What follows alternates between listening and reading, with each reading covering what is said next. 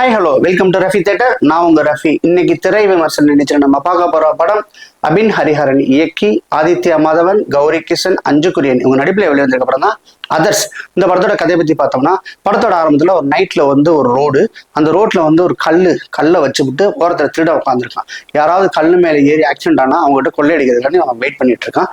அந்த டைம்ல வேகமா வந்த ஒரு வேன் அதுல கல்லுல ஏறி பிறண்டு நல்லா தூக்கி அடிச்சு ஃபயர் ஆயிடுது. போலீஸ் வருது. அங்க பார்த்தீங்கன்னா 4 பேர் இறந்துருக்காங்க. இந்த கல் வச்சாலே ஆளை காணோம். யாரா இருக்கும்? அந்த 4 பேர் இறந்து போனாங்கல்ல, அவங்கெல்லாம் யாரு, அதுக்கு பின்னாடி என்னென்ன மர்மங்கள் அடங்கியிருக்கு அப்படின்ற சொல்ற இன்வெஸ்டிகேஷன் த்ரில்லர் படம் தான் இந்த அதர்ஸ்.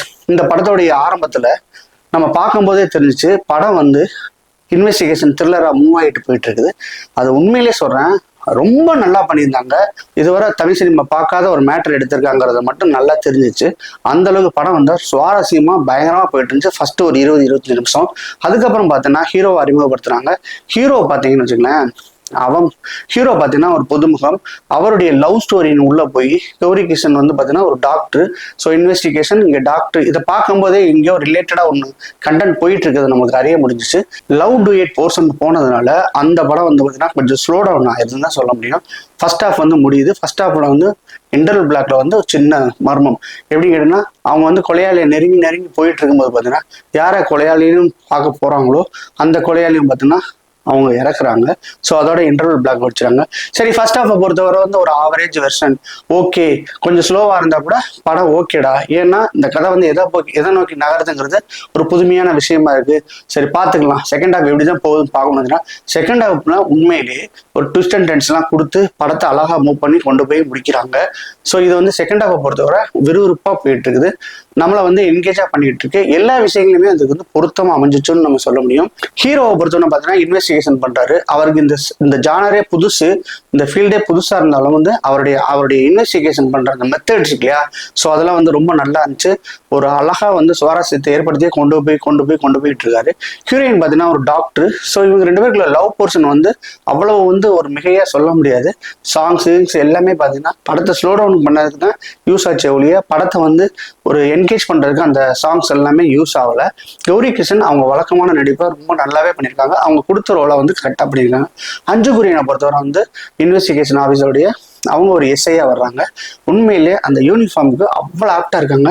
ஸோ அவங்க பார்த்தீங்கன்னா வழக்கம் போல எஸ்ஐலாம் எழுதிருப்பாங்க, சிரிக்கவே மாட்டாங்க. இந்த ஹீரோயினிசம் எதுவுமே இல்லாம ரொம்ப ஆப்டா அதுக்கு ஏற்ற மாதிரி ரொம்ப ஸ்ட்ரிப்பா அழகா பண்ணிட்டு போயிருக்காங்க.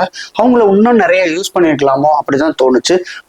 நண்டு ஜெகனுக்கு ஒரு சின்ன ரோல் கொடுத்துருக்காங்க. அவர் பார்த்தீங்கன்னா அவருடைய ரோலை ரொம்ப பொருத்தமா பண்ணியிருந்தாங்க. முனிஷ்கா அந்த படத்துக்கு காமெடிக்கான்னு கொண்டு போகலாம், ராட்சசல் எப்படி பண்ணாரோ அதே மாதிரி இதுலையும் பண்ணுவாருன்னு சொல்லிட்டு இதுலையும் ஒரு போலீஸ் கேரக்டர் கொடுத்துருக்காங்க.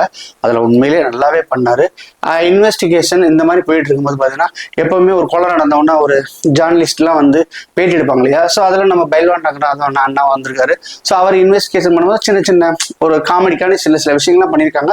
கண்டிப்பா அதெல்லாம் ஒர்க் அவுட் ஆச்சு, நல்லா இருந்துச்சு. அந்த இடத்துல லைட்டா சிரிக்கிற இருந்துச்சு.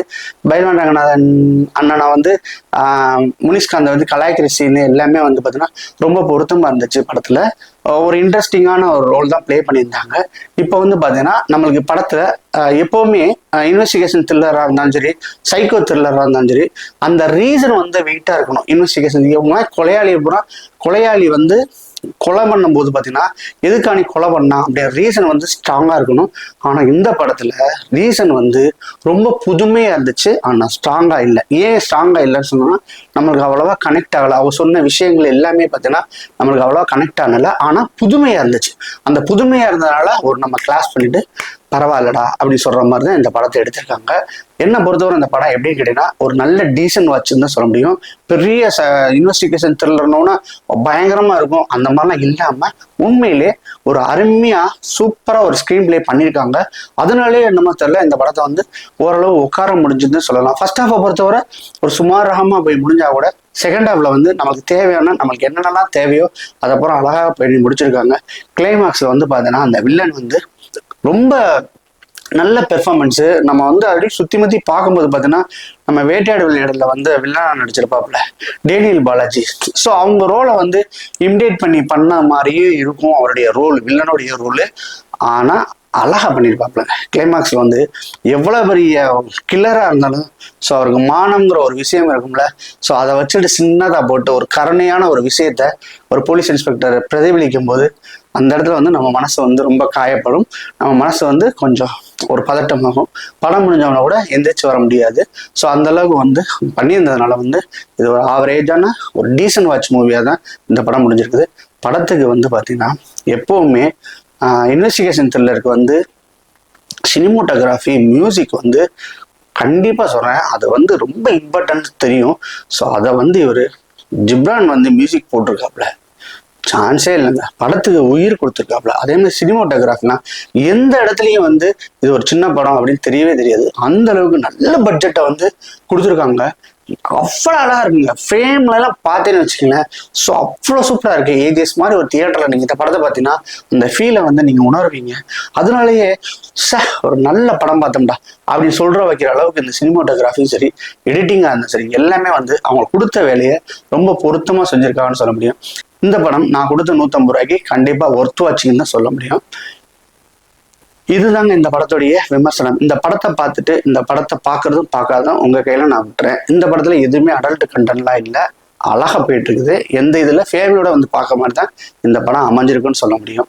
இந்த படத்துக்கு என்னுடைய ரேட்டிங் பார்த்தீங்கன்னா 10க்கு தாராளமா 6.2 கொடுப்பேன். மீண்டும் வேறொரு வீடியோவில் சந்திக்கிறேன். அதுவரை பாய்.